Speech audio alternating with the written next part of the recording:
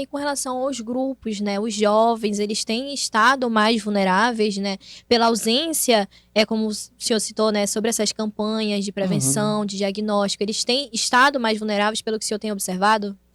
Vamos já fazer uma separação que eu acho que é interessante. A gente usou por muito tempo a nomenclatura grupo de risco. A gente não fala disso, a gente fala de comportamento de risco. E um comportamento de risco eu posso ter por muito tempo, posso ter num dado momento da minha vida e é independente de orientação sexual. Você pode ser uma pessoa que se comporta com risco, seja você hétero, seja você homo, seja você bi, seja que orientação sexual você tenha. Isso talvez seja uma coisa importante para a gente trazer à baila. Mas o que foi mesmo que tu perguntou?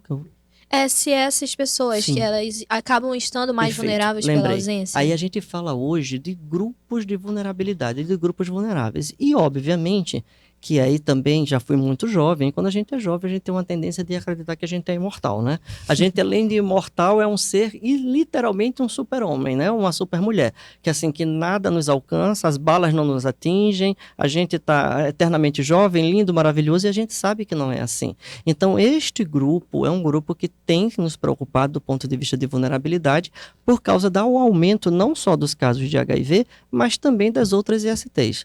A gente tem, assim, dados que são dados agora da expertise minha, né? Obviamente, como eu faço esse tipo de atendimento todos os dias, é importante a gente lembrar que a gente começou a ver um aumento de outras doenças, por exemplo, sífilis, por exemplo, gonorreia, por exemplo, condiloma, por exemplo, hepatite B, que é uma doença que a gente chama de imunoprevenível, ou seja, você sabia que hepatite B é de transmissão sexual?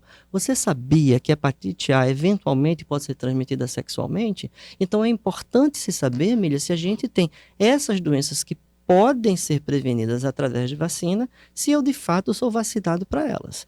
E aí a gente acho que é importante a gente falar, né? Sexo é uma coisa boa, sim, não é pecado, não, tá? Apesar de algumas pessoas acharem, mas a gente não, o importante não é o que eu faço, o importante é como eu faço.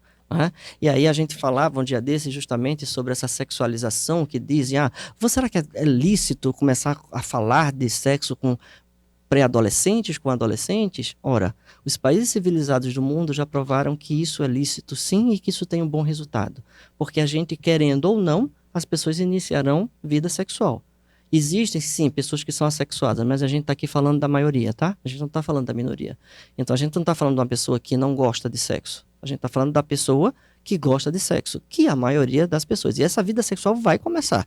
Se ela vai começar, eu acho que é extremamente importante. Eu, inclusive, tive um pai que juntou os filhos e foi falando: olha, vocês já estão entrando numa idade, a gente já está percebendo que vocês estão olhando para o lado, já deixaram de gostar de brincar de carrinho, que a sua irmã já gostou já deixou de gostar de brincar de boneca, então está na hora da gente ter uma conversa que seja compatível com as necessidades de vocês.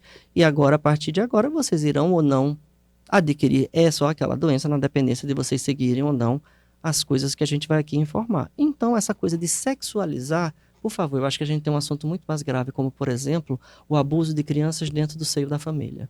Eu acho que a gente tem outros pontos que são realmente muito mais graves do que esse, que vai trazer, na verdade, um gerenciamento de risco. Ou seja, a pessoa que vai iniciar a vida sexual, é melhor que ela vire para você: papai, mamãe, tio, meu tutor, meu mentor, eu estou pensando em começar a ter esta liberdade, o que é que eu poderia fazer para me proteger? Eu acho que esse papo é um papo que precisa vir à baila, que é outra discussão teológica, sociológica.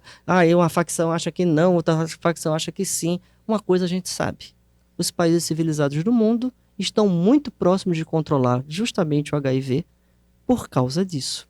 É Porque verdade. as conversas são diretas e objetivas.